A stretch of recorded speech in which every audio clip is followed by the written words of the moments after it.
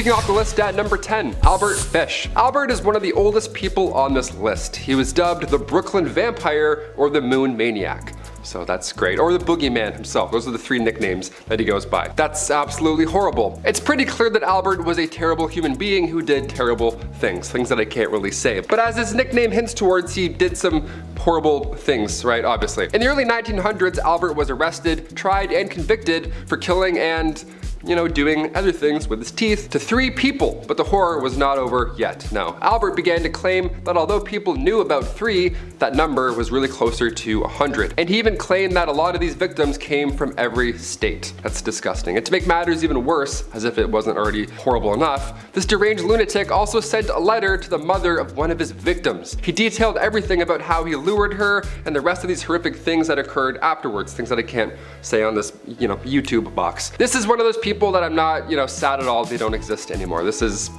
I'm all about like rehab and treating people, but I'm like, just don't exist. How about that? You just stop eating people. Number 9, Robert Pickton. This horrible person is one of the worst Canadians to ever live and is one of our country's worst serial killers of all time. Pickton dropped out of school and began working at his family's pig farm, and this is where most of his absolutely horrific crimes took place, at this farm. He was first arrested in 2002 and was convicted in 2007 of taking the lives of 6 people, but throughout an extremely lengthy investigation, evidence of many more killings came to light. It's always more than we think, which is horrible. During his time in jail, an undercover police officer posed as his cellmate, and Pickton confessed to 49 crimes to him. 49. Apparently he was saying to this undercover officer that he wanted to take 1 more life to make it an even 50, and that he only got caught because he was sloppy. It makes me sick saying that out loud. It's disgusting. The entire trial was a bit of a mess, but it led to a life sentence without the possibility of parole for 25 years, which was the longest possible sentence under Canadian law at the time. This unfortunately does mean that he will be eligible for parole within the next decade. So, yep, let's move on with the list. Number 8, Robert Hansen. Robert is often referred to as the Butcher Baker, and his story is,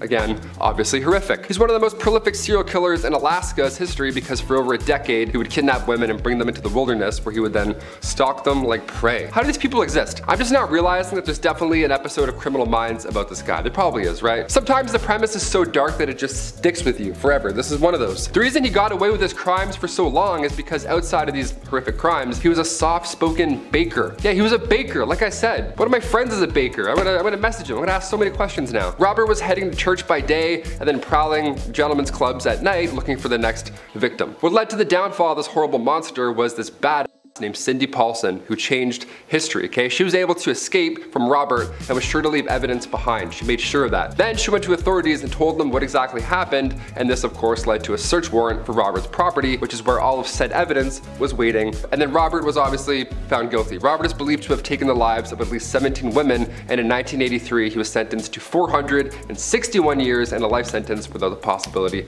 of parole. So yeah, unless you got some Tuck Everlasting water, you're gone, pal. In our number 7 spot today, we have Vicki Dawn Jackson. Vicki was a woman who worked as a nurse for a number of years. She first got her nursing license in 1989, but it wasn't until the 2000s when things took a seriously dark turn. Between December of 2000 and February of 2001, the hospital that Vicki was working for recorded a number of deaths that was unusual. It was a much higher amount. Most of these patients were in the age range of 60 to 100 years old. Of course, people just chalked this up to the advanced age of most of these patients, but a rumor began to spread that someone might actually be responsible. After this, the hospital's administrator noticed that a vial of a drug called Mevacron had gone missing. You might see where I'm going with this. As it turns out, the person responsible was Nurse Vicki, and she had at least 10 patients whose lives she took by giving them too much of this missing. It was a muscle relaxant. Take in that this is 10 people between December and February. That is an unbelievable amount of people in a remarkably short amount of time. You might be wondering why she took these lives, and apparently she did it when she found those people rude or quote too demanding. Okay? Vicki, get a different job then.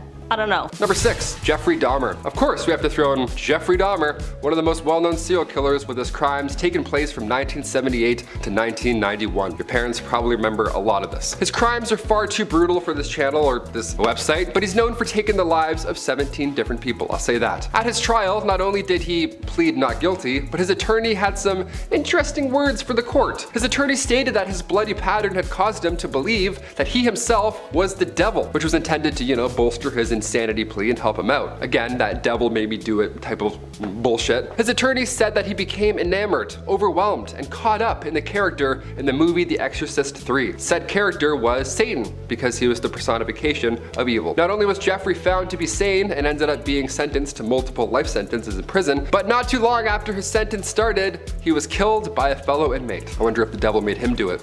That'd be ironic, huh? Number 5. The Doodler. Another stupid nickname for another horrible unidentified killer. He received his nickname due to the fact that he would sketch his victims before taking their lives. Yeah, how sinister is that? You see that on TikTok, but this is like the evil, horrible version of that. This unidentified killer committed their crimes in the San Francisco area from January 1974 to September 1975, and they specifically targeted the gay community. It's believed that 14 deaths can be attributed to this killer, while 3 others were injured in the process. Unfortunately, because of the stigma and the sensitivity surrounding gay men at the time, the 3 who survived this monster's attacks were very reluctant when speaking to authorities for fear of being outed as a result of it. This of course has led to there being very little information for them to work with in terms of, actually identifying the person responsible. But for a while there was a primary suspect, but that person has never been officially charged because sadly none of the survivors felt comfortable enough to testify in court. There's also a very real chance that authorities know who the killer is but just don't have the evidence to prove it in the court of law, which is also a terrifying thought. Number 4, Arnie Johnston. Speak of the devil, this one's definitely the most well-known one. Here we go. This one's a little bit different. It's now a cinematic adventure, apparently. This trial was well-known previously, but of course it became more widely spread as it was the trial in the newest Conjuring movie. That's what it was based off of. In 1981, Arnie Cheyenne Johnston killed 40-year-old Alan Bono in what appeared to have been a simple argument gone wrong quickly. It got way more twisted and confusing, right? When it came to his defense for the crime, he said the devil made him do it. Just like that 3rd installment in the Conjuring franchise. The title, The Devil Made Me Do It, is in direct relation. This is not just a cool James Wan Conjuring title. This is the real case. This was the first time in history that possession has been used in an American courtroom as a defense. Pretty interesting, right? You think about it. You hear these stories often, but it has to go somewhere. It has to go to court. This was the first time that happened. Arnie had been at the scene of about 3 exorcisms that had occurred prior to his alleged possession and then his, killing. And this is why there's so many believers that believe that he's actually possessed or that the devil made him do it, because he was part of these exorcisms or whatever. Because he was guilty by association, a couple exorcisms, so now he's evil apparently. At the end of the day, the jury in the trial decided to convict him of manslaughter. In our number 3 spot today, we have Elizabeth Wettlaufer. Elizabeth is a former registered nurse and serial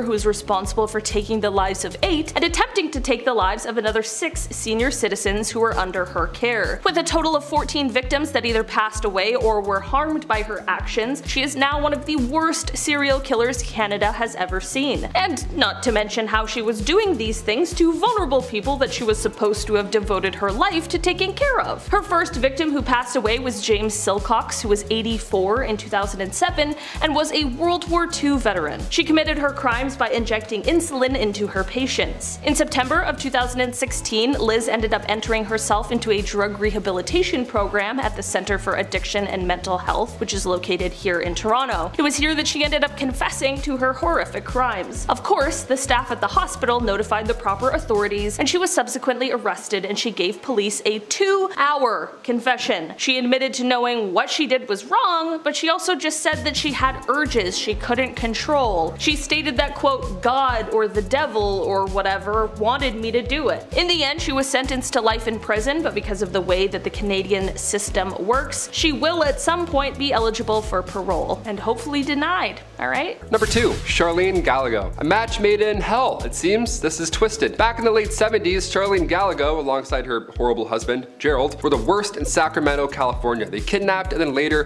killed 10 victims. They kept them and then abused them for a while horribly before ultimately ending their lives. Now, it really was the most twisted situation. Just disgusting people, really. Cut to 1984, Charlene pleads guilty to murder and receives 16 years. Her horrible husband was waiting for execution, but he died of cancer before meeting his demise. One of those things where you're like, close. You got close. Charlene got out and moved to Fair Oaks, California, and has since changed her name. So one of them's dead, one of them's absolutely free, and changes her name.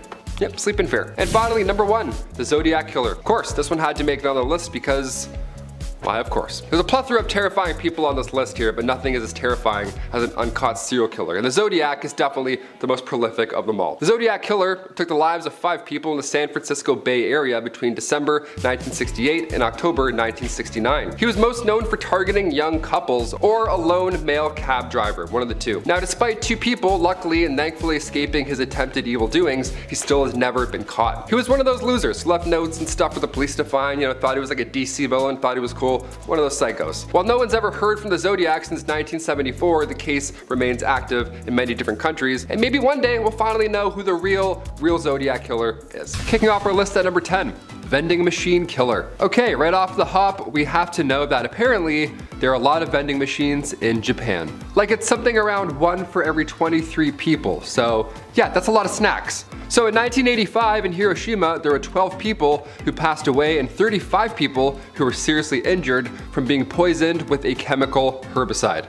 Now, when the string of poisonings were investigated, authorities realized that they had one thing in common, and that was the fact that they all had the same drink shortly before falling ill. So around the time of this entire ordeal, there was a company that had launched a marketing campaign where they gave a free drink with every purchase made from, you guessed it, a vending machine. One of the many vending machines in Japan. So when people didn't want their free drink, they would just leave it on top of the vending machine for the next person who came along, which is super nice and thoughtful instead of throwing it in the garbage. But on the other hand, there's some people who are not nice or thoughtful and rather horrible. And it turns out someone was taking these drinks and lacing them with poison and then leaving them back on top of the machines for some random stranger to come around, drink it, and then be sick or pass away. Like those numbers that I mentioned earlier. It's almost impossible for authorities to be able to track down whoever was doing this because, well, you have to narrow down where the person picked up the drink, and that's pretty impossible seeing as in 1985 there weren't nearly as many CCTV cameras as there are today, or vending machines apparently for that matter. So unfortunately, whoever was responsible for a mass poisoning of strangers is still out there somewhere. Number 9. Jacek Jaworek. Now, this is a man who was on the run because of horrible crimes that he committed in July of last year, so a little more recent than the 80s. He took the lives of 3 people who were a part of his own family. One of the family members was able to escape this horrific nightmare and was able to make it safely to the neighbor's house where they could call the authorities for help. But since these horrific crimes took place, he has gone missing and no one is sure of his whereabouts. Right now, it's speculated that he likely escaped from Poland where the crimes took place, but his exact whereabouts still remain quite the mystery. He could be literally anywhere, which is terrifying. Number 8, John Pyle. This human is a pile of garbage. This horrible human is not an undercover spy or an insane fraudster. He's just a monster who committed certain specific crimes that are unfortunately a little more common than any of us would like to know. Because of the nature of his crimes, I can't really talk about them here in this video because let's just say they're that brutal. But let's just say that he's definitely one of the worst kind of criminals out there. On June 24th, 2016, authorities searched his home after receiving 3 tips relating to these crimes. Now, the amount of and the severity of the incriminating evidence that they found during said search, he was charged with 30 different second-degree felonies alone off just that one search, which could bring a sentence of 450 years in prison. Now, he was arrested the same day, but he posted a bail bond of $90,000 as well as surrendering his passport. Now, fast forward 16 months, October 23rd, 2017, and of course this guy does not show up for his hearing. And thus we have a fugitive now on the number 7, Chester Turner. Chester is an American serial killer who on April 30th, 2007 was convicted of taking the lives of 11 women in the Los Angeles area. And on June 19th, 2014, he was convicted of 4 more that they were able to tie back to him. So again, it's more than we think. He's been referred to by prosecutors as one of the most prolific serial killers in the city's history. And if you know anything about LA history, you'll know that's pretty f***ed up to hear. In his original trial that led to conviction, Chester was sentenced to death, but at the following one, in 2014, he also received an additional death sentence. Nice, just an extra one, just for fun. Just throw on a couple more. In the end, like with a lot of these kinds of cases, in the end, DNA came to save the day and help authorities find out who was committing these horrible, horrible crimes. So, A1 for science. We locked them up, we found out. Number 6, the Honolulu Killer. This is another one of those horrible, horrifying, unidentified serial killers who was active in and around Honolulu, Hawaii. Now these crimes took place in 1985 and 1986, and throughout those years it's said that whoever is responsible for these crimes took the lives of at least 5 women.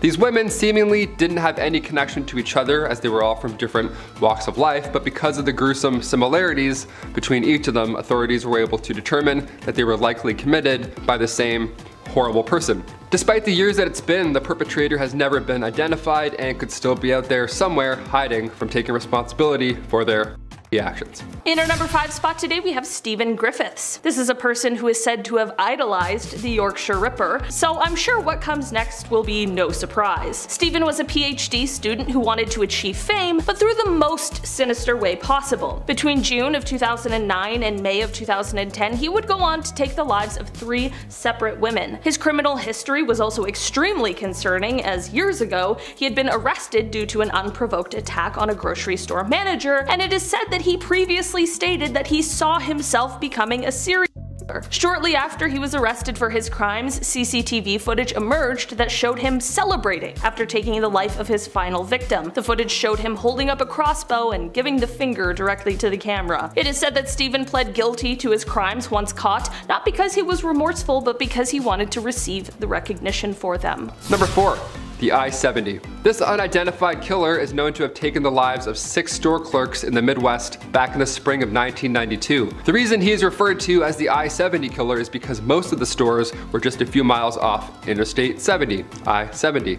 While most of his victims were women, there was one man, but it's believed that he may have been expecting a female employee at the time, and that's the only difference there. The killings were clearly the main objective of his crimes as well, considering the fact that each scene there was only a small amount of cash that was actually taken. Aside from these initial 6 crimes, it's thought that he also might be responsible for the deaths of 3 more store clerks in Texas back in 1993 and 1994, as well as 1 more in Indiana in 2001. Number 3. Adnan Kolak. This Turkish serial killer, who was responsible for taking the lives of 11 women, who were all ages between 68 and 95, absolutely horrible. He was also responsible for 6 more crimes once he was convicted that were also elderly women. So again, there's more than we initially thought. Now down the road, he eventually got caught for these horrible crimes, thankfully, and he was sentenced to 6 death sentences as well as 40 years in prison, just to make sure, you know, just to top it off. Right? I would hope that's the case, you know, make it 80 years. Sure, doesn't matter at that point. The point is, see you never. Get the fuck out of here. Now, this was back in 1995 when he was first sentenced, but cut to 2004, the death penalty in Turkey was abolished, which meant that in May 2005, Adnan Kolak was released from jail. His nickname is the Artvin Monster, and he was released from jail. Yeah, I have a nickname for him personally, but I can't say any of those words on YouTube, so I'll just save that for later. Number 2, the River City Ripper. One of the most terrifying things that exists are, of course, serial killers who are still on the loose, especially when you find out that they've been recently active, right? That's the horrible new news that we don't want to hear. Now this serial killer is wanted in connection to 4 different incidents that occurred in Little Rock, Arkansas, and 3 of which were fatal. These horrific crimes took place between August of 2020 and April of 2021, and despite one of the victims thankfully surviving the attack and being able to provide a description of the assailant, there's still, of course, very little to go on in terms of actually being able to identify this horrible human being. The FBI was contacted shortly after the survivor was able to give a testimony to authorities, and their behavioral analysis team created a profile of this unidentified killer. So there's work being done, although there's little evidence, there's still some momentum. And finally, number 1. Pedro Lopez. Pedro Lopez had a very difficult life growing up, and unfortunately this led to him living a life committing a plethora of horrible crimes throughout South America during the 1970s. Now by the time the 80s had rolled around, he had made a mistake during one of these awful crimes, and this led to his arrest. Now once in police custody, he spilled everything on basically his entire life and confessed at that point to an insane amount of crimes. Just confessed to everything and just unloaded. Like we're talking confessing to 240 killings on top of the 110 that they already suspected him of doing. Police were a little skeptical of just how many crimes he said he committed, but Pedro was able to lead them to a mass grave where they recovered a total of 53 people's remains. So at that point they're like, yeah, we believe you, this is horrible. Pedro of course went to jail, but get this, he was somehow released in 1994, which is absolutely insane. That's why I had to put him on number 1 here. He was sent to some sort of mental institution for 3 years, but he was also released from there for good behavior.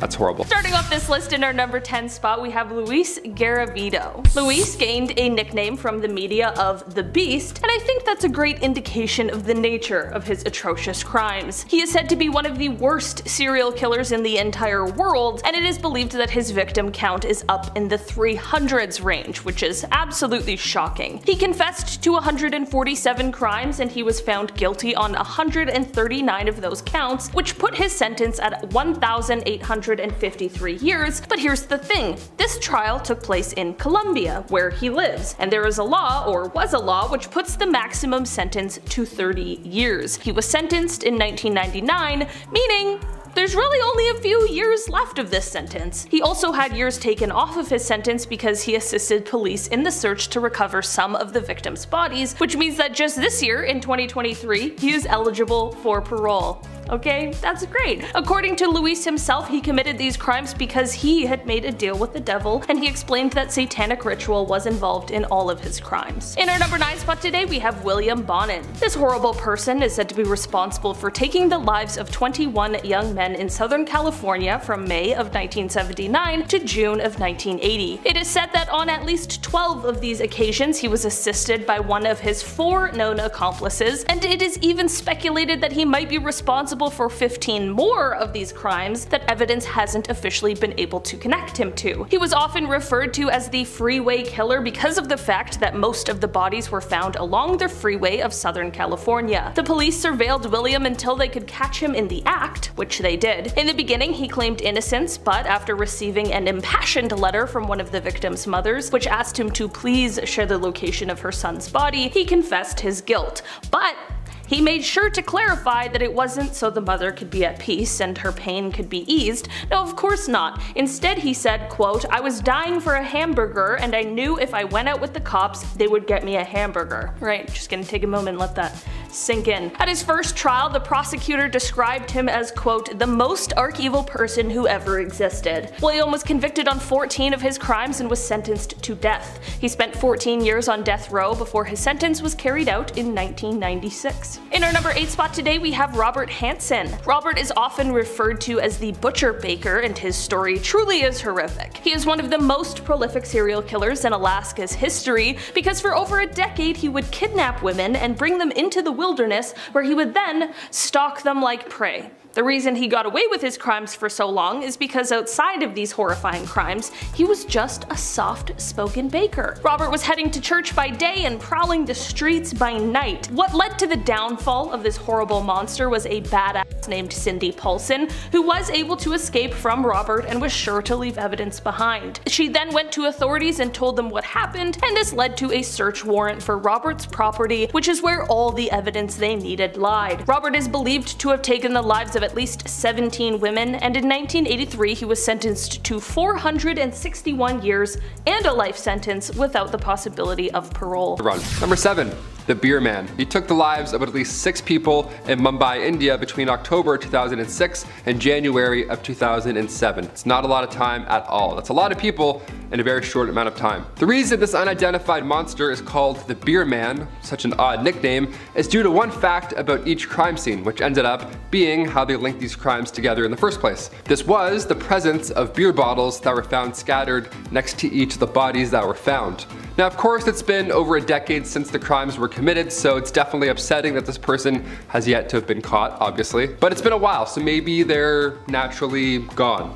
Know what I'm saying? In our number 6 spot today, we have Michael Bear Carson and Susan Carson. This couple is not one that anyone would want to encounter. The stories of these two come from the 80s. They were married, and on the outside they appeared just like a happy couple of harmless hippies. We all know, though, not to judge a book by its cover, in the end they would go on to become known as the San Francisco Witch Killers. Didn't know San Francisco held so many witches. Basically, together the pair took the lives of 3 separate people between 1981 and 1983. They started off by killing their roommate, who Susan claimed was a witch, and said that she was stealing her, quote, health, power, and beauty. They next killed one guy that they worked with on a farm because they said that he was a demon. The final person they took the life of unfortunately picked up the pair as they were hitchhiking, and they took his life because they claimed he was a, quote, black witch. whatever that means. Essentially, they were just committing crimes against people that they claimed to be witches. The pair were each tried and convicted for each separate crime and are both serving sentences of 75 years to life. Neither of them have ever shown any kind of remorse for what they've done. Number 5. Sam Little. Known for being one of the worst serial killers in history, Sam has confessed to taking the lives of more than 90 people, and while authorities have only been able to for sure connect him to 30,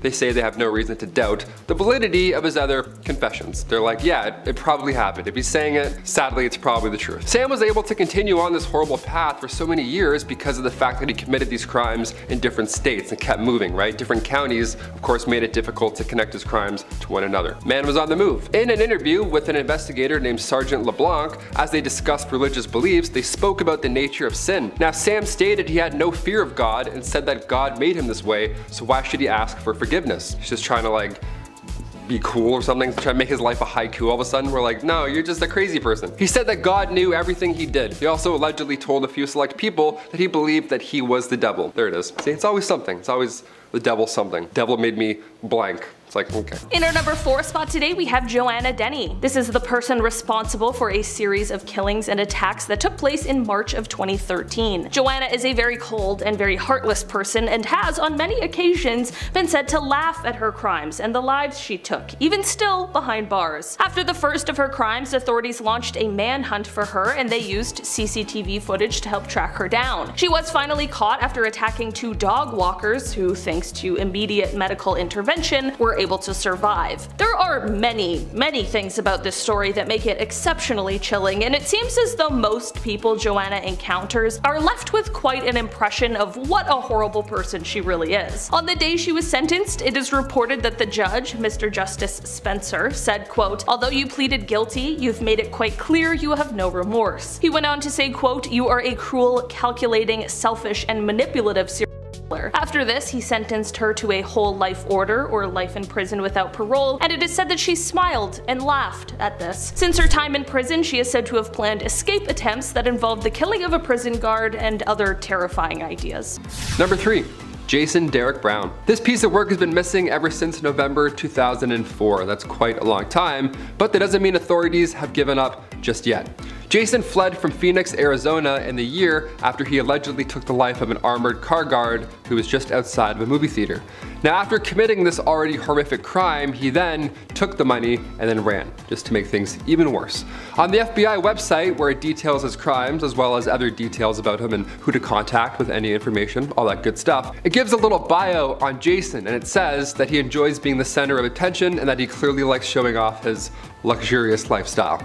Yeah, it's crazy how many of these people are known for trying to flaunt their stolen lifestyle. Another thing the website reminds us is that he should be considered armed and dangerous at all times. In our number 2 spot today, we have Kevin Davis. The story behind this killer is truly one of the most disturbing things I have ever heard in my entire life. Kevin Davis was 18 years old when he took the life of his own mother. It seems as though there was some sort of conversation beforehand that had made him upset, which of course is never a good enough reason to do something like this, but there are details about this crime I wish that I could just unlearn. In an interview with police, he gives them an extremely detailed account of basically everything that happened and seems to show absolutely no remorse at all. It is chilling, it is disgusting, and it is honestly just horrific. During his trial, a doctor did testify to say that he had a personality disorder, but that he also fully knew the difference between right and wrong and knew that his crime was wrong and that there were no medical diagnosis that could justify his actions. Kevin is still in jail, where he will most likely spend the rest of his life, but he will become eligible for parole in 2044. Finally, in our number 1 spot today, we have the Axeman of New Orleans. Unfortunately, this is not the name of some terrible horror flick, and instead it's the moniker given to a terrible, unidentified serial killer.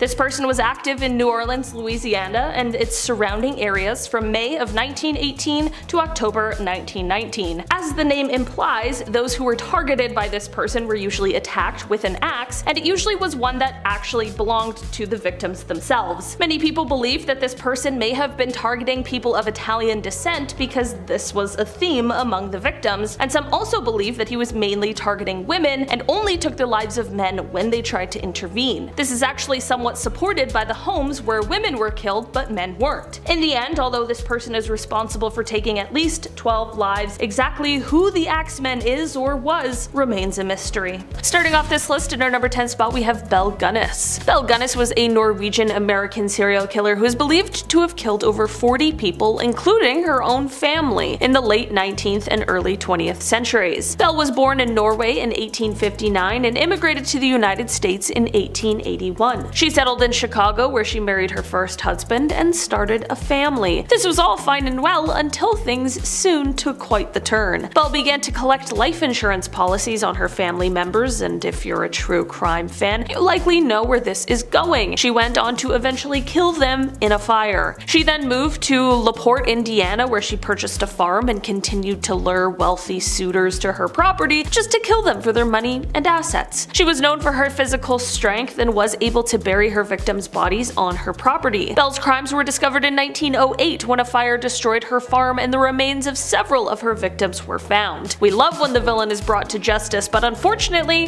that did not happen here. Belle herself was never found, and it is believed that she may have faked her own death and fled the country. In our number 9 spot today we have Dorothea Puente. You know the saying, don't judge a book by its cover? Well, this certainly is a case of that. If you took a glance at Dorothea and knew nothing about her, you'd probably assume she was someone's kind grandma who also had some cookies and a glass of milk waiting, but that could not be any further from the actual truth. In reality, she was actually a serial killer, and she decided to prey upon some of the most vulnerable people in our communities, people who were seeking help and assistance. Dorothea operated a large rooming house that was set in a large Victorian home in Sacramento, California. The residents who would often stay there were people who struggled with different substances such as alcohol, people who had been in mental hospitals, and the elderly. All of these people were receiving social security checks, and if they suddenly vanished, she figured no one would ask. In 1982, they did begin to vanish, but of course their social security checks were continually being cashed. As it turns out, Dorothea was taking their lives and then their money.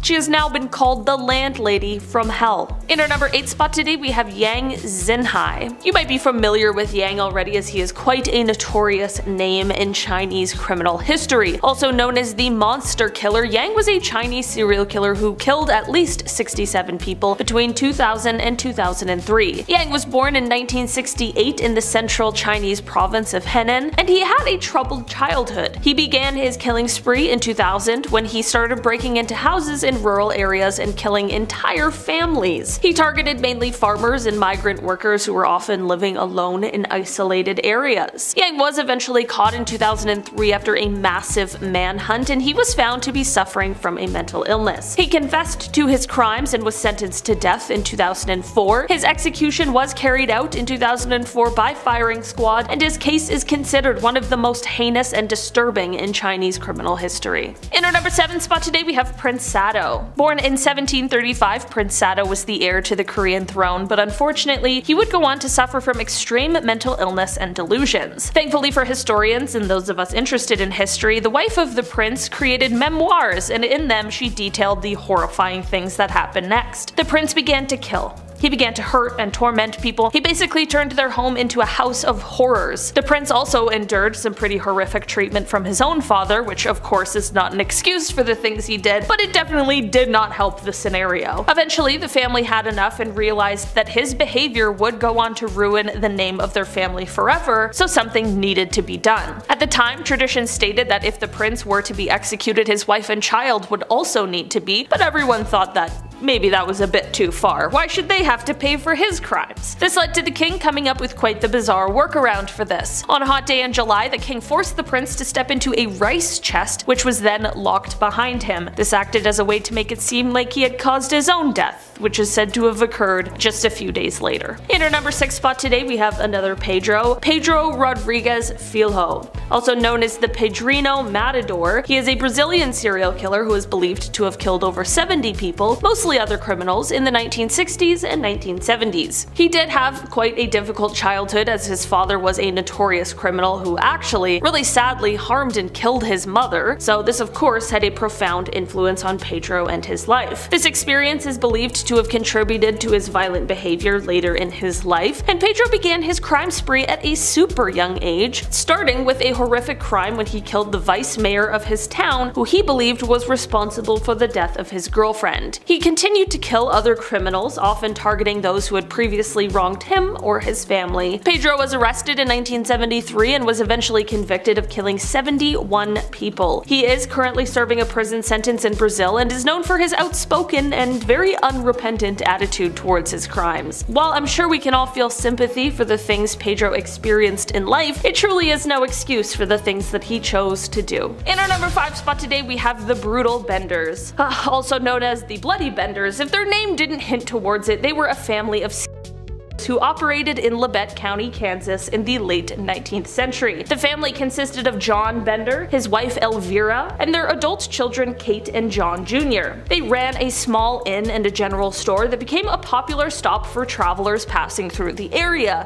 However, the family was also known to rob and/or kill their guests. Just a minor inconvenience if you want to stop in at the inn. They would lure travelers into their home, act friendly, and then completely switch on them. The family's crimes were eventually discovered in 1873, but they fled the area before they could be brought to justice. Lovely. What year was this again? I don't think they're alive anymore, thank God. Well, who knows. In our number 4 spot today, we have Arthur Shawcross. This man is also known as the Genesee River Killer, and his crime spree began in 1972. In trying to navigate these online guidelines, I can't exactly say who he specifically targeted, but what I will say is that while everyone on this list is particularly horrible, Arthur's crimes were some of the worst, if you catch my drift. This story, however, is a little unlike some of the others today, because after the first 2 of his crimes, he was apprehended, but for some insane reason, they allowed him to have a plea bargain where he was allowed to plead guilty to just 1 charge of only manslaughter, for which he served 14 years of his 25-year sentence. In the least surprising turn of events, once he was released on early probation, his real crime spree got started. He would go on to take the lives of 12 women from 1988 to 1989, and thankfully he was finally caught for these crimes and sent right back to prison. Of course, his initial early release was the subject of huge controversy, rightfully so, and Dr. Michael H. Stone, professor of psychiatry at Columbia University, called this early release, quote, one of the most egregious examples of the unwarranted release of a prisoner. In the end, Arthur passed away in prison while serving a 250-year sentence. He passed in 2008 after suffering a heart attack. In our number 3 spot today, we have the Duggars. Alright, one of the most famous reality TV families, and even before the horrors of this family came to light, they were already a family that had fame due to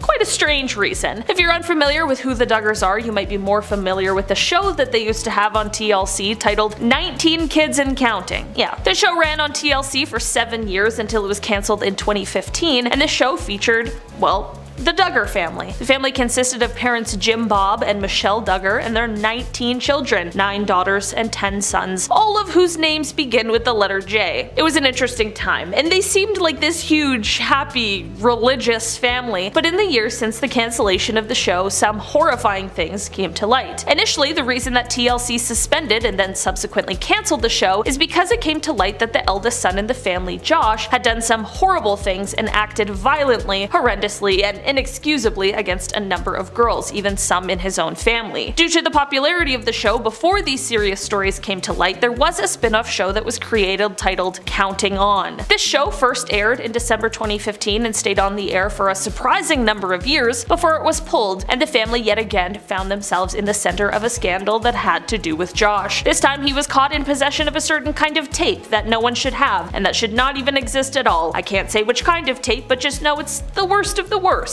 These are, of course, some of the worst scandals that have surrounded the family, but truly, it's only a drop in the bucket of the many stories surrounding them. In our number 2 spot today, we have Franklin Dwayne Alex. Franklin is a man who had quite an insane crime spree that lasted for about 6 months in the 1990s. Although short, it was anything but sweet. The spree started off in August of 1997 in Houston, Texas, and over the course of this spree, Franklin took the lives of at least 3 people. He committed robberies, he harmed people people, he attempted to take more lives where thankfully the people survived, he kidnapped people, literally any serious crime he could commit during those 6 months, he was doing it. In the end, Franklin was caught and put on trial for his crime spree, and he received a sentence of death, which was carried out on March 30th, 2010. Finally, in our number 1 spot today, we have Dale Hausner and Samuel Dietman. Known as the serial shooters, the crimes these guys committed are definitely on the list of fears I have, which I'm pretty sure spawned from a Criminal Minds episode. These two were actively committing these crimes between May of 2005 and August of 2006, and basically they were arsonists who would randomly set fire to objects, but they would also drive around and commit random drive-by shootings.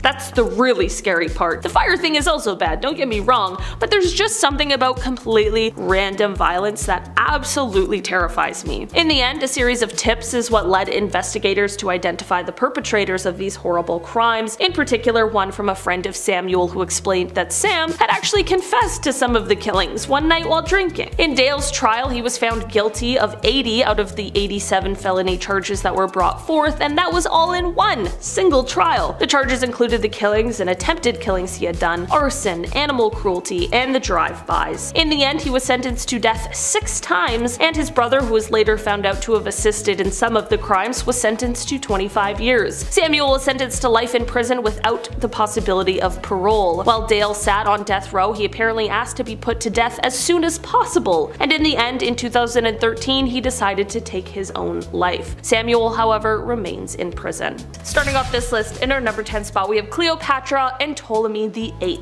We'll head over to 47 BC, at a time where ancient Egypt was a little different. We often think of Cleopatra's end, but the beginning of her life was quite hectic as well, even for the royal family. Cleopatra had 2 younger brothers who both ruled with her after the death of their father, Ptolemy XII. Ptolemy XIII initially ruled with Cleopatra. They were a historical duo, but they soon became rivals. Ptolemy wanted the throne to himself, so he attempted to seize control of Egypt. This led to a civil war in which Cleopatra was exiled. However, after Caesar defeated Ptolemy's army and restored Cleopatra to the throne, Ptolemy XIII drowned in the Nile River while attempting to flee a battle. Talk about family drama. I thought mine was bad, but dang.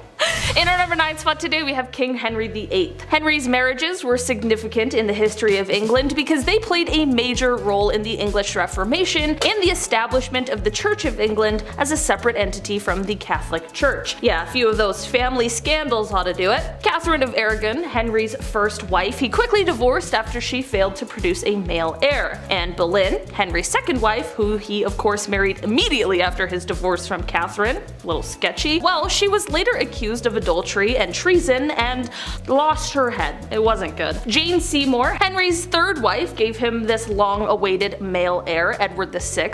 Sadly, she died soon after giving birth. Next was Anne, Henry's fourth wife, whom he married for political reasons but found unattractive and divorced shortly after. He saw a painting of her before and she didn't match the image. Swear to God that's what happened. Like, what in the Tinder? This guy is absolutely insane. Next was Catherine Howard, Henry's fifth wife, who was only 17 at the time. She was accused of adultery and also lost her life. Catherine Parr, Henry's sixth and final wife, survived him for a change and went on to marry again after his death. Divorced, beheaded, died. Divorced, beheaded, survived, alright? Study that for your history test. In our number 8 spot today, we have Julia the Elder. Julius Caesarus was the only biological child of Roman Emperor Augustus. She was born in 39 BC and was married to Marcus Claudius Marcellus, but later got caught up in a series of scandals that brought shame to her family. So much so that her father actually exiled her to a small island off of the coast of Italy in 2 BC. She remained in exile for several years and her marriage to Marcellus was annulled. In 280, Augustus allowed her to return back to the mainland, but she was still considered an outcast and was forced to live in seclusion for the rest of her life. This was less than 10 years after her mother had suffered the same fate. What an absolute nightmare. In our number 7 spot today, we have Pedro Lopez. Pedro is a man who lived a life committing some of the most horrific crimes I've ever heard of throughout South America in the 1970s. By the time the 1980s rolled around, he made a mistake during one of his awful crimes, and this thankfully led to his arrest. Once in police custody, he began to basically explain his entire entire life story, and he confessed to an astronomical amount of crimes. Police were a little skeptical of just how many crimes he said he committed, but Pedro was able to lead them to a mass grave where they recovered a total of 53 people's remains. Pedro, of course, went to jail, but get this,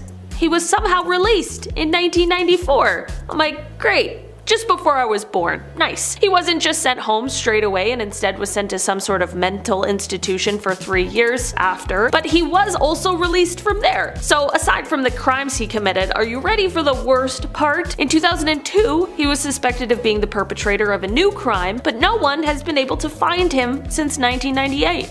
Yeah, he just disappeared. That's awesome. Love it. In our number 6 spot today, we have John the Fearless. In 1407, Duke of Burgundy John the Fearless ordered the death of Duke of Orleans Louis I, aka John's cousin. A lot of cousin rivalries in this list. At the time, of course, he was his political rival in the French court, but what is happening? The two men were powerful and influential members of the French nobility, and their feud had been building for quite some time. See, John believed that Louis was a threat to his power, and he had also insulted him publicly, which for sure doesn't help the case. Louis was ambushed and killed by a group of armed men in the streets of Paris. John was heavily criticized for his actions, and the incident even went as far as to spark a civil war in France. The conflict lasted for several years and resulted in political instability and, sadly, lots of lives lost in France. In our number 5 spot today, we have Prince John. It is said that this may be one of the darkest secrets of the British royal family. Prince John would have been the uncle of Queen Elizabeth II, but he passed before she was born. Prince John was the 6th child of King George V and Queen Mary, and it is said that he suffered from seizures, likely as a result of epilepsy, although it's hard to diagnose for certain because of all of the secrecies surrounding him and his illness. From the age of 4, when he had his first seizure, until his untimely and very early death, Prince John lived in a separate estate where he was cared for by a governess. Many people have since criticized the royal family, calling their treatment of Prince John as callous or inhumane, like they were hiding him away for being ill. Of course, the palace was concerned with the monarchy's public image, and there was a belief at the time that royals shouldn't have any physical or mental ailments, although that is of course impossible. They also didn't include him in public events, which could have been another image thing, and also perhaps because of a worry that he might have a seizure at one of these events. At the end of the day, it was definitely a different time, but the idea of excluding him because he was ill truly is a really sad thought. In our number 4 spot today, we have Fred and Rose West. We've heard of Bonnie and Clyde, but what about Fred and Rose West? Ugh. The two were a married couple who committed a series of brutal killings in England during the 1970s and 80s. Their victims were usually women, and they buried their bodies in and around their home. The couple was thankfully arrested in 1994 after police discovered the remains of several victims. While awaiting trial, Fred took his own life in prison. Rose was found guilty of killing 10 people and was sentenced to life in prison without the possibility of parole. Definitely one of the worst when it comes to British criminal history. In our number 3 spot today, we have the Hue Song serial killer. This is the name used to describe a notorious unsolved criminal case that occurred in South Korea during the late 1980s. The killer was responsible for taking the lives of at least 10 women in the city of Hwaesong between 1986 and 1991. The victims were all found, but there was little to no evidence left at the crime scenes. The case was highly publicized and became one of the most infamous serial killer cases in South Korean history. Despite a massive investigation and the arrest of several suspects, including a man who confessed to the crimes, DNA evidence ultimately exonerated all of them. The case remains unsolved to this day, with many theories and speculations surrounding the identity of the killer. The Hwaesong serial killer case sparked significant changes in the way South Korea approaches criminal investigations, though, including the establishment of a national DNA database and the implementation of more advanced forensic techniques. In our number 2 spot today, we have King Rudolph II. We'll do a little palate cleanser before we finish off out with big bad number 1. King Rudolph II, the Holy Roman Emperor in 1552. He was known as a collector of sorts. Some royals collect stamps, others collect zoo animals.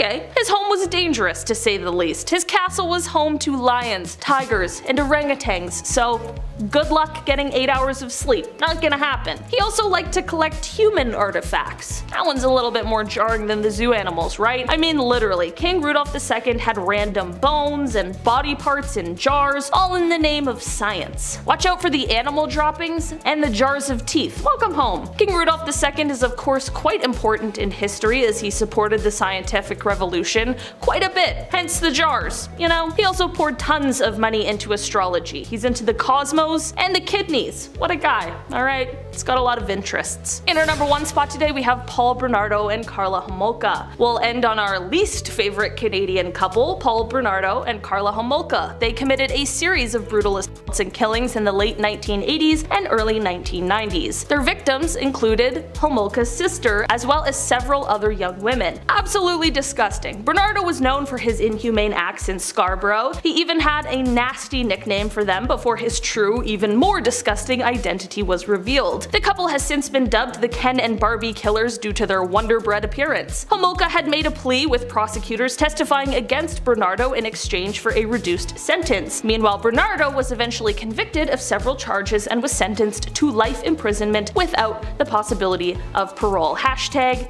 by Ken. Starting off this list in our number 10 spot we have the Murdaughs. With the high profile of this ongoing case, coupled with the fact that Netflix just released a chilling documentary about the story of this family, it is likely that you may already have quite the idea of who the Murdaugh family is. Taylor and I have been watching the documentary series. We're past the first few episodes and man is this story wild. A few years ago, if someone asked you who the Murdaugh family was, you would have likely described them as one of the most powerful families in South Carolina with a legal dynasty that has spanned for a century. Now, if I asked you that same question, the answer would be a family who had it all. Money, power, status, but some of the members flew a little too close to the sun, tragedy ensued, and now people have lost their lives and the family has been destroyed. It started back in 2015 with the death of Stephen Smith. It carries on to 2018 when Gloria Satterfield, a long-serving employee for the family, was found passed away after a quote trip and fall accident. These events are both horrible and completely atrocious, but despite the rumors, mysteries, and alleged conspirators of these deaths, things really started to unravel for the family in February of 2019 with the death of Mallory Beach. The young woman met her untimely fate after a boating accident where, allegedly, 19-year-old Paul Murdaugh was at the wheel, intoxicated. We could spend hours and hours talking about this family and all of these cases and the conspiracies, but we are short for time, which brings me right to the most recent tragedy. The 2021 killings of that same Murdaugh who was driving the boat, as well as the killing of his mother, Margaret. Now, I do believe that people are innocent until proven guilty, but it is important to note that the one on trial for these killings right now is the father and husband to the deceased, Alex Murdaugh, the patriarch of the family who is supposed to be carrying on that Murdaugh legacy. The stories surrounding this family are horrific, tragic, and a reminder of the dangers that money and power can bring. In our number 9 spot today we have the Sacklers. This family is the one behind the dynasty of Purdue Pharma, who is best known for producing an exceptionally strong prescription painkiller. Of course, we all know just how big and rich a pharmaceutical company could get, especially one that has been around for quite some time. The company was first created in 1952 by 3 Brooklyn-born brothers, and in the beginning, the company mostly dealt in things like laxatives and earwax removal methods. Soon, things for the company took quite an upwards turn, and before anyone knew it, the family was regarded as one of the most esteemed New York families, but they were also known for their philanthropic tendencies, with their names on museums and hospitals, some of the most famous in the world. You see, the thing is, when they released this painkiller in 1995, it led to them amassing an insane $13 billion fortune. That is obviously incredible, but the trouble came when it was realized that this painkiller wasn't nearly as potent as it was marketed to be, and frequent users would be building up a tolerance to it, meaning they needed to use higher and higher dosages. Viewer,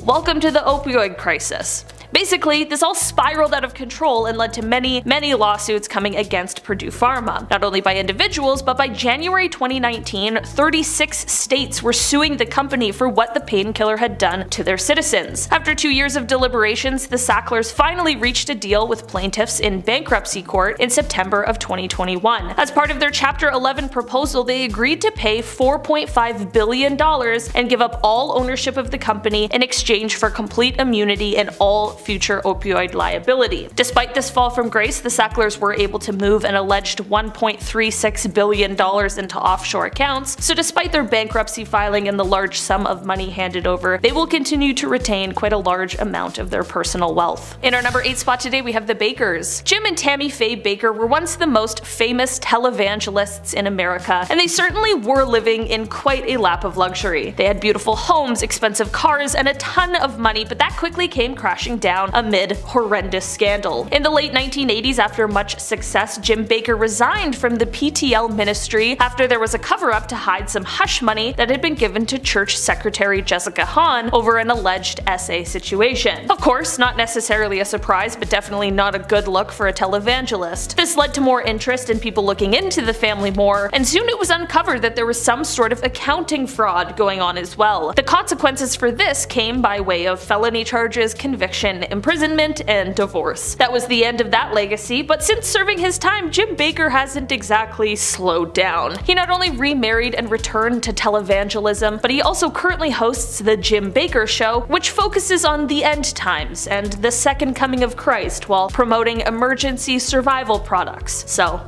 that's interesting. In our number 7 spot today, we have King James I.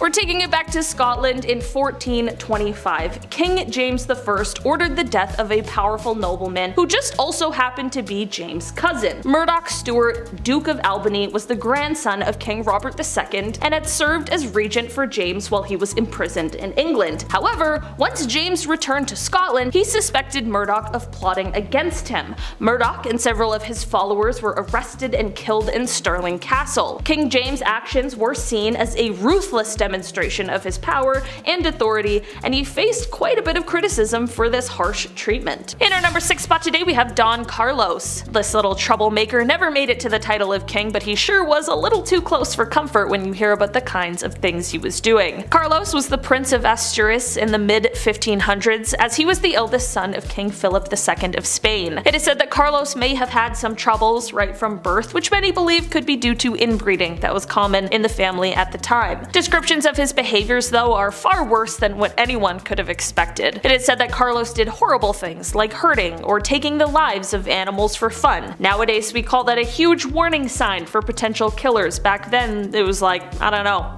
Was anybody even watching you, really? It is even said that at one point he purposefully blinded all of the horses in the royal stable. Soon, of course, his cruelties would extend to humans, with people claiming that one time he chose to harm a servant girl for no reason other than because he could. Major King Joffrey vibes in that one. And apparently one time he made a shoemaker eat a pair of shoes that he had made that the prince didn't like. He was just a little twerp. Carlos was set up by his family to marry the eldest daughter of King Henry II, but after a few hours with the man, she decided that there was absolutely no way in hell. Like, he was so bad that she would rather marry his dad.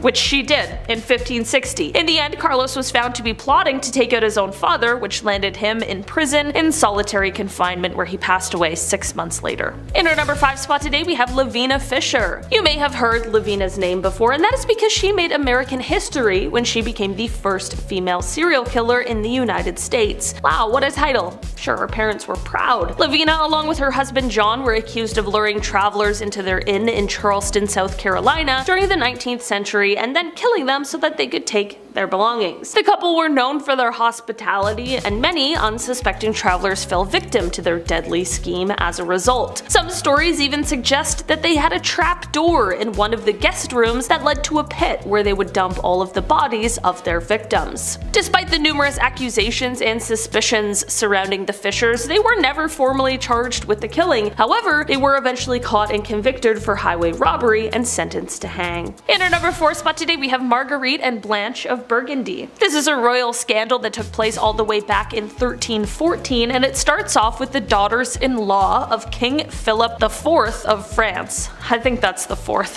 Here's hoping. These young women, Marguerite and Blanche of Burgundy, were accused of having quite a scandalous affair with 2 brothers, Philippe and Gautier. So this already is some hot tea, but apparently when Queen Isabella of England, who is the daughter of King Philip of France, so I guess like sisters-in-law with these ladies, when she heard these stories, stories, apparently she's the one who totally outed their affairs. It was obviously a huge deal and both of the women admitted to their adultery. This led to them being pretty much erased from public knowledge. They had their hair cut short and they were thrown in a dungeon, and even though Marguerite was meant to be the Queen of France through her marriage, when her husband ascended the throne, she stayed locked in the dungeon until the marriage could be annulled. Little is known about what happened to either of them after this point. However, it is believed that Marguerite passed away in 1315 and Blanche 1326. As for the men in this affair, well, they met quite a gruesome fate that involved the removal of their bits and pieces before their swift execution. In our number 3 spot today we have the Kray twins, Ronnie and Reginald Kray. Where do I even begin here? On paper, these twins were lavish, they had very bubbly personalities, and were often associated with celebrities and politicians. Deep down, these British gangsters were much, much more. The Kray twins operated in London's East End during the 1950s and 1960s. They were involved in organized crime like protection rackets, arson, and they took a handful of lives. They were eventually arrested and sentenced to life in 1969 for killing Jack McVitie and George Cornell. The Kray's legacy has been depicted in many films, books, and documentaries, and they remain among the most notorious figures in British criminal history. In our number 2 spot today we have King Juan Carlos. The former King Juan Carlos of Spain, when he first ascended the throne in 1975, was highly looked upon. He was said to be bringing a new age for the country, an age of democracy. His reign lasted for quite a while, but by the time 2014 rolled around, he was forced to abdicate the throne. This was due to a few reasons. Firstly, his public ratings started to plummet after word spread of him being a bit of a womanizer and after an explosive affair, but also because of a lavish elephant hunting trip he took in the middle of an economic collapse. Okay? Fair enough, I can see why people were getting their guard up a bit. So the king abdicated the throne in favor of his son Philippe, who sits on it to this day. During this time, however, the scandals in the family weren't only to do with Juan Carlos. In January of 2014, another of his children, his daughter Infanta Cristina, was charged with tax fraud. She has since been acquitted, that happened in 2017, but she was stripped of her title as the Duchess of Palma de Mallorca, and this whole deal had her leaving Spain and moving to Switzerland. The drama doesn't end here, however, because her husband actually was convicted in the case with charges that included embezzlement, fraud, and tax evasion, and he received prison time in 2018. In the end, none of the fraud charges have ever been linked back to the former king, but this entire debacle did cause the former ruler to move out of Spain. With his move came a letter, part of which read, quote, "Guided by the conviction to perform the best service to the Spanish people, their institutions, and you as king, I am communicating my thoughtful decision to move at this time outside of Spain. A decision I make with sadness, but with great serenity.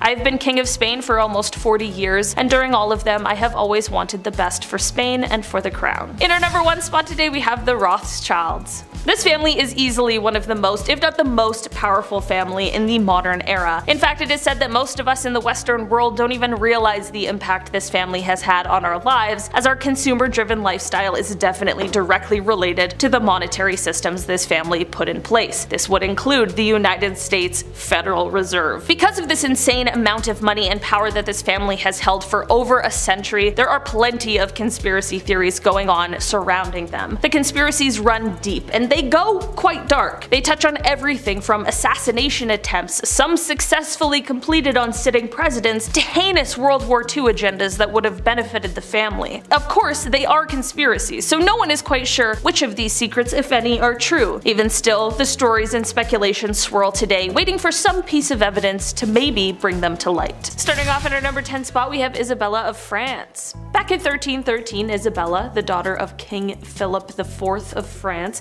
made a gift for a group of noblewomen that her brothers were marrying. She gifted the 3 women these embroidered purses, and as it turns out, these gifts would soon lead to their demise. Basically, the following year after giving these gifts, Isabella spotted 2 of these purses in the possession of a pair of knights. You can probably already see where this is going, but of course Isabella was suspicious of this now, so she passed on the information to her father. From here, he had people watch the wives of his sons as a sort of investigation. Soon, 2 of the wives were found guilty guilty of adultery with the knights, and it was discovered that an old guard tower acted as their secret meeting place. The women were placed into prison for the rest of their lives, and the men met gruesome fates that ensured they paid for their disloyalty. This had lasting repercussions, however, because with their wives in prison, the king's sons now didn't produce any male heirs before they passed away, and thus the 100 Years' War was born when the son of Isabella, Edward III of England, attempted to claim the French throne. In our number 9 spot today we have the Prince of Brunei. Brunei's prince, Jeffrey Bolkiah, is the brother to the Sultan, and a few years ago he found himself in quite the scandal. Basically, in 1997, Shannon Marketic accused the prince and the Sultan of flying her and many others to Brunei under false pretenses. In this scandal, everyone escaped any kind of charges due to diplomatic immunity. Then we moved to 2000, where the Sultan himself sued his brother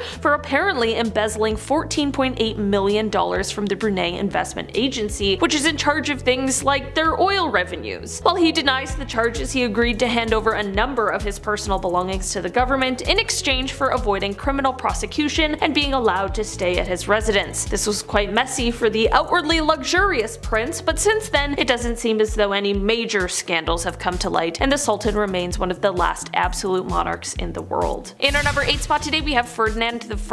The King of Naples from 1458 to 1494, Ferdinand was looked on quite fairly as a leader, but he was also known for being quite a ruthless leader in a lot of aspects as well. He was 35 years old when he came into power, and in 1485 he was faced with a revolt among the nobility. Ferdinand quickly put a stop to this, but promised the nobility a general amnesty before later turning against them and executing a number of them. For the most significant offenders against Ferdinand, however, he had quite a specific treatment for them. After their slaying, the king would have these enemies embalmed, dressed, and then posed in his quote black museum. This seems like a weird hobby you probably would want to keep hidden, but not Ferdinand. He loved it and was so proud of it. He would even take his guests on a tour of the place if he suspected that they may be treacherous. In our number 7 spot today we have the Windsor family. The Windsor family is of course the current reigning royal family of the United Kingdom. The dynasty was established in 1970 when King George V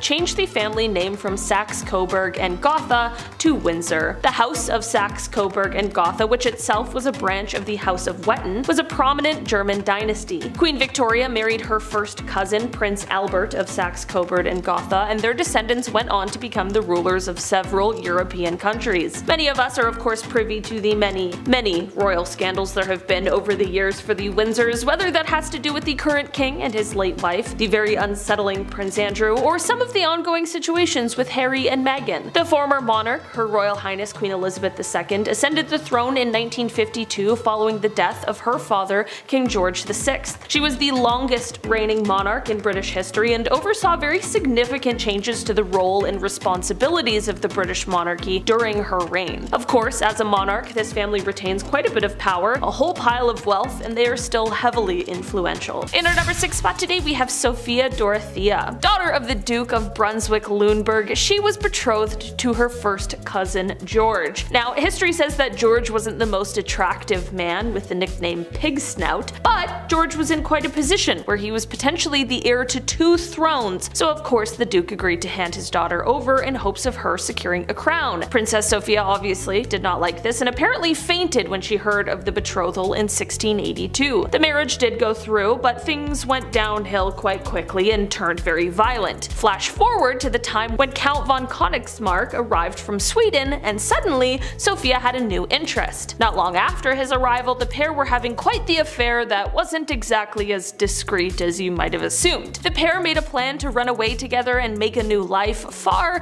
far away from Pig Snout. Unfortunately, however, the night before the pair were supposed to run off, the Count just disappeared. There are plenty of theories of what might have happened to the Count, including a jealous former lover and of course George. In the end, the rumors were swirling and George was super mad about it, so he divorced Sophia, took the kids, and sent her to be imprisoned in a small castle on the lake. In the end, George went on to become King George I of England, and he left Sophia behind. A family gang of 4 so ferocious they have a catchy nickname to prove it: the Benders. The Benders settled in isolated Labette County, Kansas in the early 1870s following following the New Spiritualism movement. This is because Kate, in her early 20s, was renowned for performing seances that showed off her psychic abilities at the store inn that the family ran. But this wasn't as picturesque as it seems. Historians are very confident that the Benders, living as a husband, wife, young adult son, young adult daughter dynamic, actually weren't even related, and none of them were even named Bender. And while it'd be no biggie if it wasn't for the fact so many people who happened to pass through Lebec County never made it to their final destinations, including a well-known local doctor, William York. After a community meeting about York, attended by both of the male Benders, it resulted in a search party formation, and it was soon noted that the Bender homestead appeared recently abandoned and full of evidence. Near the table where the guests were served was a trap door, and the foul-smelling hole beneath the door was just full of blood and gross stuff. The ground in an orchard nearby the house has been carefully plowed, but one small section was noticeably indented. The ground was dug up and revealed the decomposed body of Mr. York. 8 more bodies are found, skulls crushed, throats cut. Guests at the inn were urged to sit at the place of honor, which was a curtain dividing the house's rooms. While dining, the guest of honor would be hit in the head with a hammer from behind the curtain, his throat cut, and then his body dropped in the trap door to the cellar Sweeney Todd style. Their motive? Robbery or the thrill of it? Nobody actually knows, because despite a reward and several substantial claims of their capture at the hands of various posses, the Benders appear to have gotten away with it, and their grim story continues to intrigue. In our number 4 spot today, we have Atahualpa and Huascar. These two were the 2 sons of the Inca king, but when he passed away in 1527, the kingdom was left to the sons, but their joint rule did not turn out so well. By 1529, war had broken out and things were going downhill. What would later become known as the War of the Two Brothers saw many horrors, and apparently one brother at one point made a drinking cup out of the skull of one of the other brother's generals. The civil war that the two started would definitely speed up the downfall of the civilization, but things met an even crazier end. Just as Atahualpa seemed close to declaring his victory in 1532, Francisco Pizarro's Spanish conquistadors showed up and captured him to hold him for ransom. During this time, he was still able to get out a message to execute his brother. In the end, while he outlived his brother,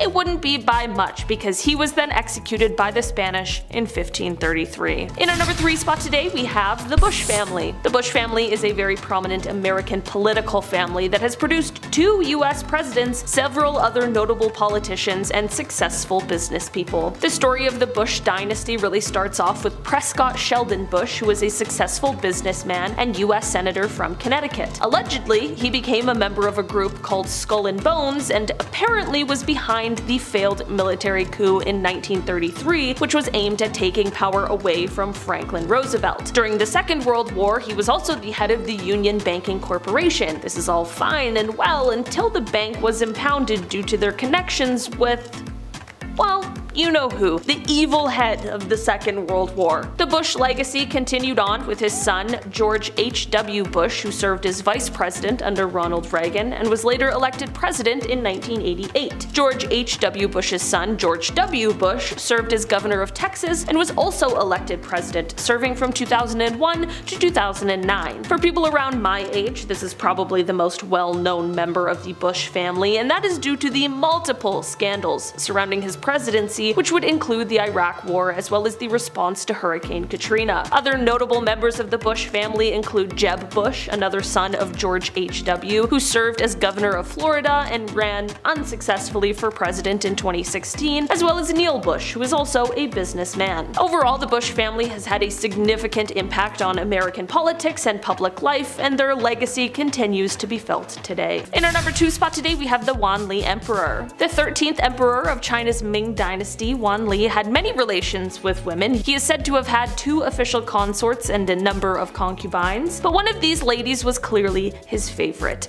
Lady Zheng. She had 2 sons, and one of them, Wanli, really wanted to be his successor. Unfortunately, this son was the 3rd of his children, so his ministers and those around him wouldn't allow it. They believed he wasn't the proper heir. In the end, the first son of Wanli, who was born to consort Lady Wang, was declared the crown prince. This is when the emperor decided that since he didn't have his way, he was just gonna quit working. Prior to this entire dilemma, Wanli was looked upon as a great ruler. He worked hard and he handled the threats to the empire very quickly. This was all extremely contradictory to the final 20 years of his reign, where he apparently just started ignoring meetings and royal duties. This is why many historians actually place a lot of the blame for the downfall of the Ming dynasty in 1644 to this sort of passive-aggressive protest. And finally, in our number 1 spot today we have Joan of Kent. Joan of Kent lived during the 14th century in England, and she was known as being one of the most beautiful women in all of England. She was said to be quite loving, but it is also said that she had quite a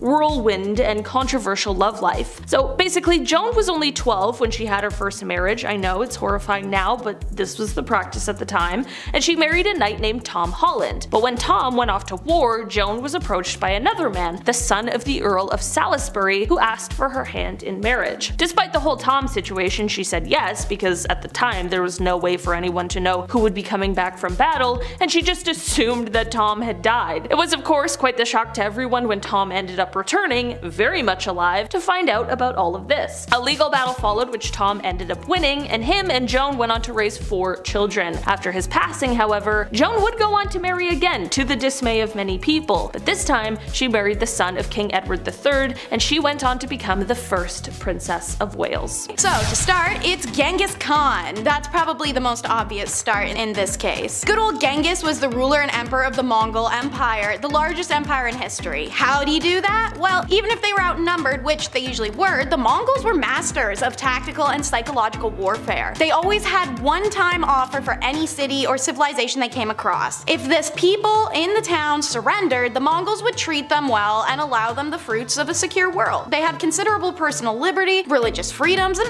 overall more rights. Once the Mongols were in power, their land was safe and well controlled. If, however, the people resisted the Mongol advance, they and their cities would feel the full fury of the enraged invaders. The Mongols were violent, decapitating a path from the west shores of the Black Sea to the Pacific. Some experts calculate that fully 11% of the world's population died because of the Mongol expansion. He died in 1227 himself after defeating the Tanguts, and he left his successor and sons to handle everything.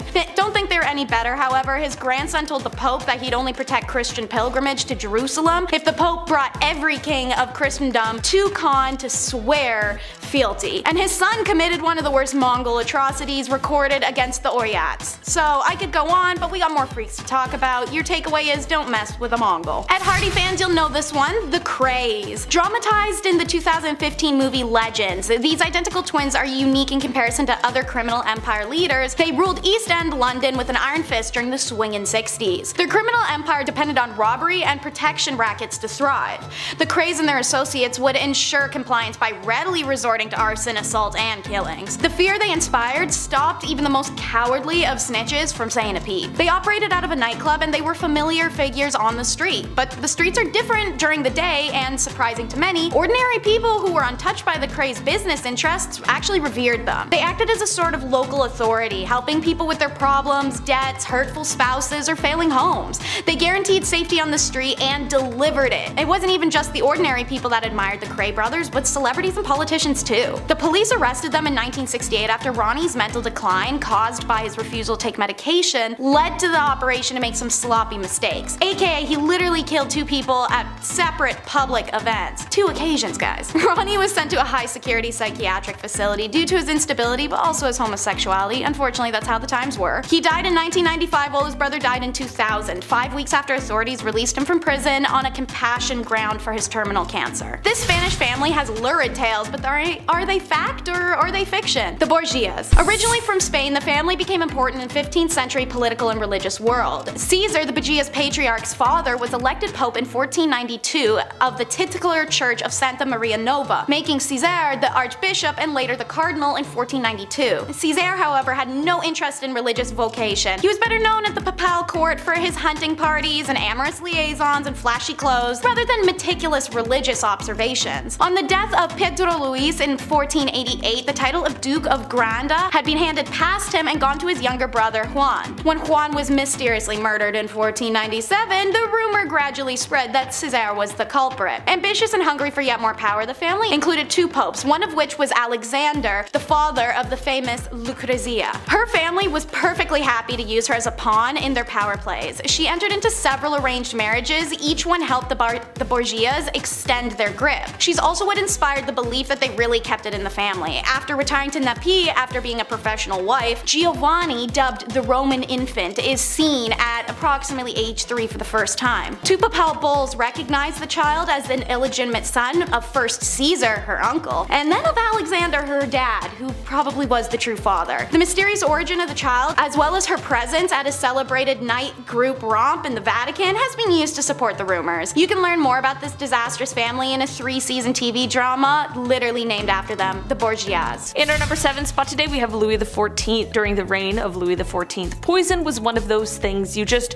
really had to worry about. It was on the rise as an easy and sneaky way to take people out and change the course of inheritance and influence. Because of the worries surrounding possible poisonings and stories of people close to the king doing some shady stuff, investigations began. It was soon found out that the king's chief mistress, the Marquise de Montespan, was said to be quite the client of Catherine Monvoisin. Catherine was a Parisian salesperson who sold powders and potions that were meant to catch the attention of the king. You know, love potion stuff. But among these love potion stories were also stories of horrifying rituals and rites of practice in order to get these alleged powers. These stories, of course, terrified the king, and this led to him ordering for Catherine to be burned at the stake, and not only this, but hundreds of others were implicated as well. Some passed from the conditions they were being held under, others were executed, and some saw punishments that spared their lives, but their reputations were forever tarnished. For the chief mistress, however, well, although she was connected to this entire ordeal, she was the mother of several of the king's children, and because of this close connection to the king, she wasn't arrested or tried. Instead though, she was retired and sent to a convent to live the rest of her life. Next up is Lucky Luciano. We love a fun and flirty nickname, one he earned for success at evading arrest and winning craps games. Lucky was the most powerful chief of American organized crime in the early 1930s and a major influence even from prison and after deportation to Italy. At 10, he was already involved in muggings, shoplifting, extortion. After a 6-month jail sentence when he was a teen, Lucky teamed up with Frank Costello and Mayor Lansky and other young gangs,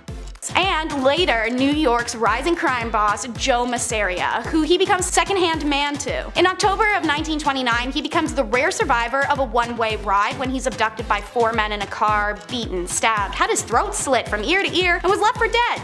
But he survived and never named his abductors. Metal. Lucky had carefully nurtured his contacts with the young powers and had become the boss of all bosses without ever accepting or claiming the title. By 1934, he and the leaders of other crime families had developed the National Crime Syndicate. In 1936, Lucky was indicted, tried, and convicted for his brothels and call girl empire, and was sentenced to Clinton prison for a 30 to 50-year term. From his cell, he continued to rule and issue orders, and in 1942, the luxury liner Normandy was destroyed in the New York Harbor, and Navy intelligence sought Luciano's help in tightening waterfront security. Lucky gave the orders, and sabotage on the docks ended, and in 1946 his sentence was commuted and he was deported to Italy, where he settled in Rome. He then bounced from Cuba to Naples and continued his crime empire until he died of a heart attack in an airport in Naples, Florida in 1962. In our number 6 spot today we have the Rockefeller family. The Rockefeller family is a very prominent American family that has played a very significant role in business, politics, philanthropy, and society for over a century. The family's wealth really started out with John D. Rockefeller, who founded the Standard Oil Company in the late 19th century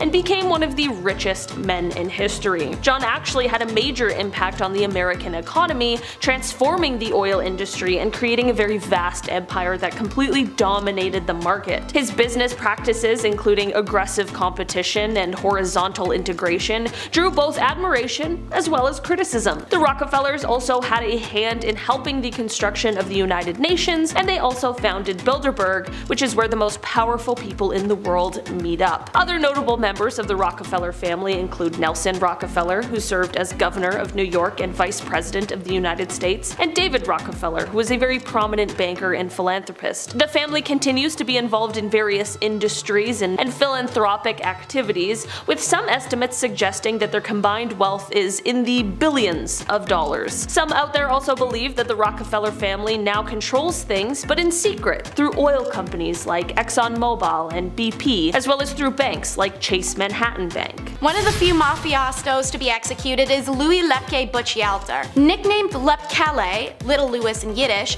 then shortened to Lepke, this crime boss was a quiet man for years, managed to avoid public spotlight. In conversations with criminal associates, Lepke preferred listening over talking. He was an overall nice man, appreciated by the community for how he aided his neighbors. He generously compensated his crew members and took them to hockey games, boxing matches, and even winter cruises. He married a widower named Betty and adopted Betty's child from the previous marriage. In the early 1930s, Lepke created an effective process of performing contract killings for the Cosa Nostra mobsters. It had no name, but the press 10 years later called it Murder Inc. The Cosa Nostra mobsters wanted to insulate themselves from any connection to these killings. So Lepke's partner would relay the contract request from the Costra to Lepke, who would assign it to a street member who had no connections with any major crime family. If they were caught, they could not implicate the Costra members in the crime. They were soon completing jobs all over the country for their mobster bosses, grossing over $1 million in profit per year. Ultimately, Lepke is cornered and forced to surrender after 3 years of hiding when the killing of Joseph Rosen, an informant, goes awry. He's tried for the killing of Rosen alongside 3 other murders, and Lepke is found guilty and sentenced to death. He exhausts his 4 appeals, but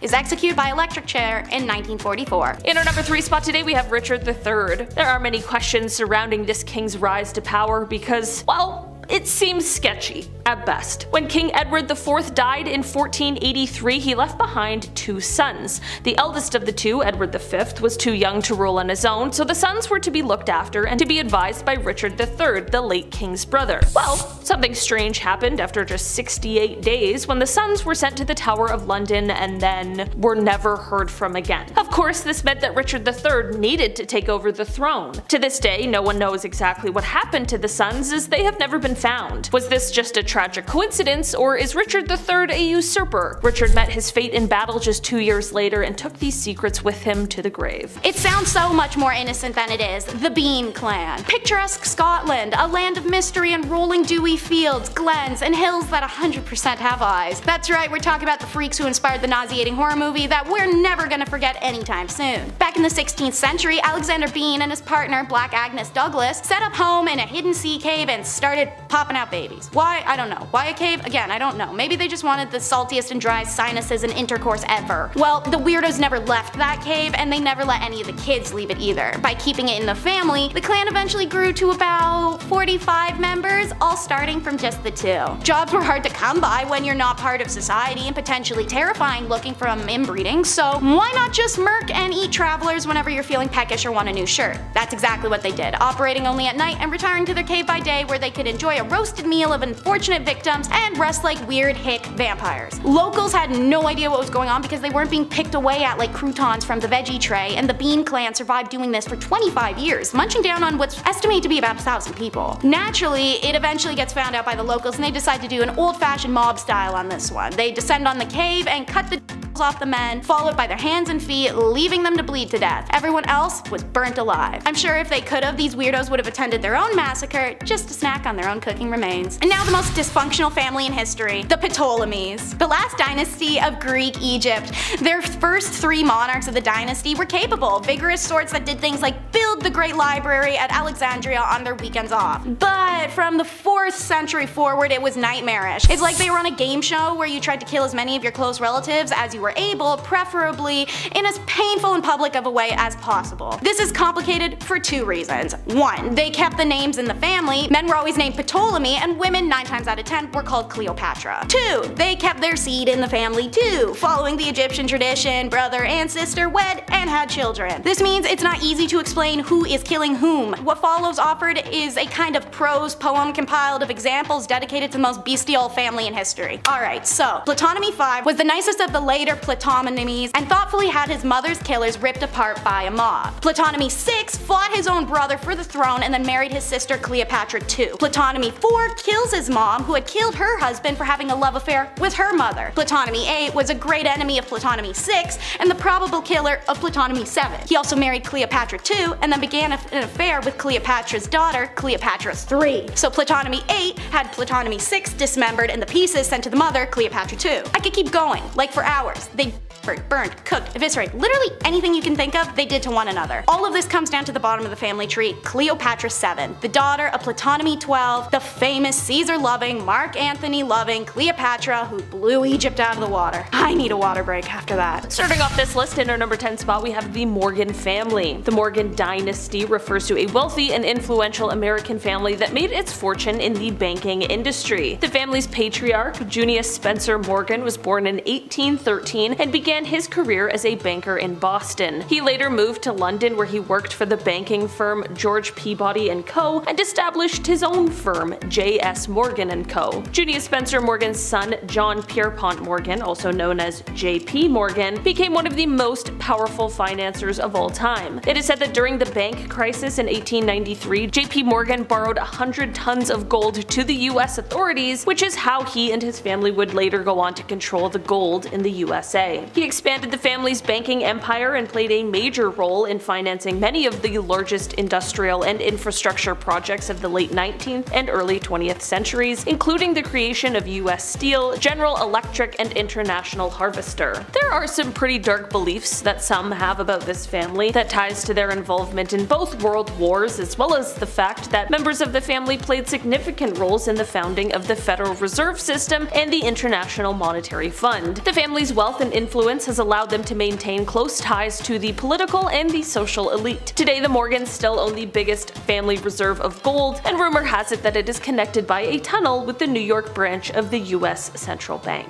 In our number 9 spot today, we have the DuPont family. The DuPont family is a prominent family of French descent that has played a very significant role in the development of the United States since the late 18th century. The family has been involved in a variety of industries, including chemicals, gunpowder, textiles, and agriculture. The DuPont family's story began with, the first DuPont, who was a French chemist who immigrated to the United States in 1800. He would later go on to found a chemical company that specialized in the production of gunpowder. The company's success helped to establish the DuPont family as one of the wealthiest and most powerful in the United States. These roots only grew deeper as the family allegedly ensured the U.S. purchase of Louisiana from Napoleon in 1803. During World War II, the family's chemical company played a very significant role in the Manhattan Project, which developed the very first atomic bomb. The family has also been involved in politics, with several members serving as governors, senators, and other elected officials. Some even believe that this family had the ability to influence U.S. authorities so much that they might be responsible for the initial ban of the production of hemp and the ban on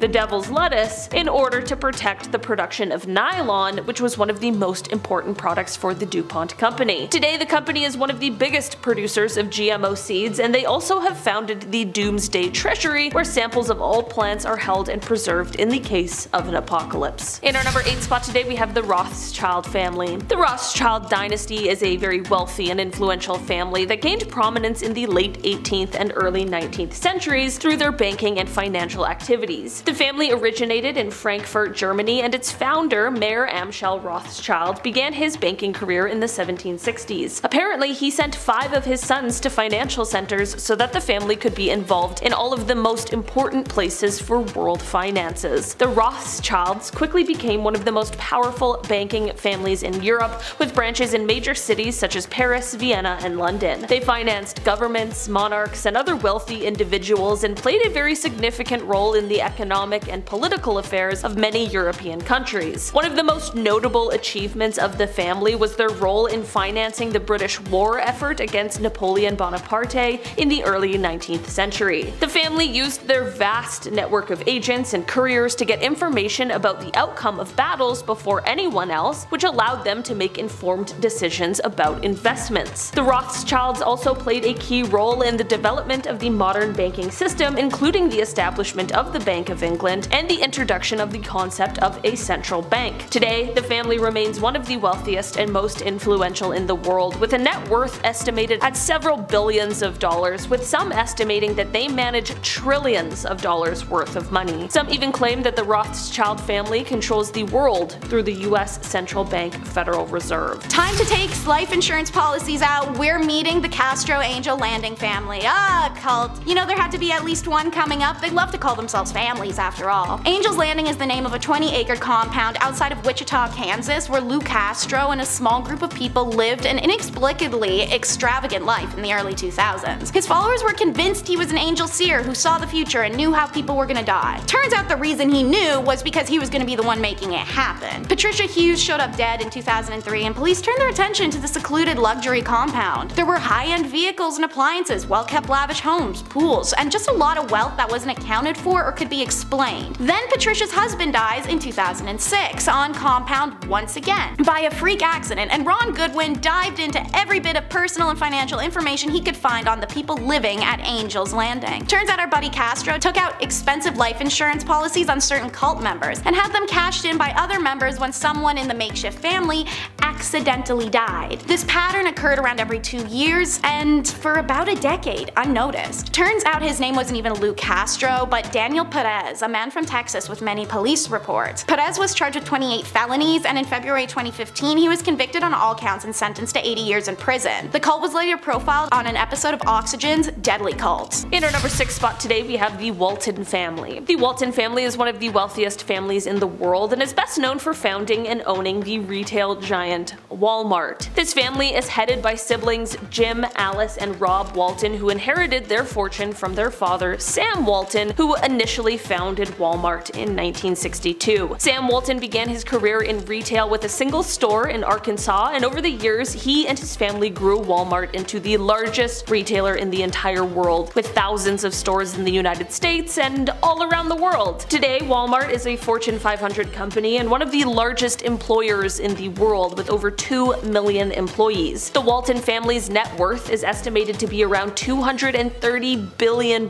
making them one of the wealthiest families in the world. In addition to their stake in Walmart, the family also has investments in other businesses and ventures, and throughout the years it's been, the company receives both praise for their practices, but more often than not are met with criticism for much of the questionable and shady dealings. In our number 5 spot today we have Marie Antoinette. In 1783, an artist painted a portrait of Marie Antoinette. This would go on to become one of the most scandalous royal portraits of all time because of the dress that she was wearing. The dress, a gaulle, wasn't the regular restrictive court dress, and instead was something that the queen would normally wear as she strolled around the grounds of Versailles privately. This comfortable dress, however, was a little bit too scandalous for the public at the time because it resembles a form of undergarment worn to protect expensive clothing. Basically, to the public, it looked like the queen had just been painted in her underwear. Not only were people upset that she didn't upkeep this sort of mystique of luxury and royalty, but the fabric the gown was made from was also quite controversial. The cotton dress was heavily associated with the slave trade and was looked on as a British fabric, which was horrible for a French queen to be wearing. The painting was quickly taken down, but the damage was already done. Within the next decade, the queen would meet her demise at the hands of the guillotine. In our number 4 spot today we have the House of Saud. The House of Saud is the ruling royal family of Saudi Arabia, and they have been in power since the country was founded in 1932. Over the years, the House of Saud has maintained its grip on power through a combination of political alliances, military force, and religious legitimacy. The family has also been able to leverage its vast oil wealth to consolidate its power both domestically and internationally. When the vast oil resources hidden in Saudi Arabia were found, it not only completely changed the economy of the nation, but it also catapulted the House of Saud into the world of richest families ever. The current king of Saudi Arabia is King Salman, who ascended to the throne in 2015 following the death of his half-brother King Abdullah. The current king's son, Crown Prince Mohammed bin Salman, is widely regarded as the de facto ruler of the country. Of course, because of their mass amount of wealth and their current political position, it is no wonder this royal family remains on the list of powerful families in the world. You never know your neighbors, especially if they were Inessa, Roman, and their daughters. Inessa, a kindergarten teacher, and Roman, a successful dentist. Together, Inessa's daughters from her first marriage, 25-year-old Victoria, and just shy of legal daughter Anastasia, are responsible for the violent deaths of at least 30 people across southern Russia. Inessa and her family were highly organized, using information from Roman's sister and brother-in-law who had police connections to organize their crimes around police activity. This is because Inessa liked to go after police officers as one had left her for another woman in the past. And her current husband didn't feel like she was living in the past either? Okay, alright. Their victims weren't exclusively police officers, however. The family MO was breaking and entering the houses of sleeping families while they road tripped under the guise of going on monthly camping trips. relationships. One victim was a police officer named Ivan, who was killed when he attempted to stop members of the gang from fleeing the scene of the crime. Roman was eventually killed in a bloody standoff with police, and Inessa was arrested. A search of the family home uncovered a slew of weaponry, a complete arsenal. Inessa, Anastasia, and Victoria all confessed to their crimes, the 6-year reign ending. Vladimir Markin, the chief of Russia's equivalent to the FBI, said, "I'm sure that when they were together, one could hardly imagine that they could even plan a crime." In our number 2 spot today, we have the Cook family. The legacy of the Cook family dynasty really all starts back with the founding of the Cook Company. The company was founded by Fred C. Cook in 1940 and was later taken over by his sons Charles and David, who transformed it into a major conglomerate. Today, Cook Industries generates billions of dollars in revenue and employs tens of thousands of people around the world. The Cook brothers were also known for their significant involvement in conservative politics and advocacy. They were major donors to a variety of causes and organizations that promoted limited government, free markets, and individual liberty. The brothers also founded and supported a number of think tanks and political organizations, including the Cato Institute, Americans for Prosperity, and the Charles Cook Foundation, of course. David Cook did pass away a few years ago in 2019, but Charles is still involved, and Cook Industries is said to bring in over $1 trillion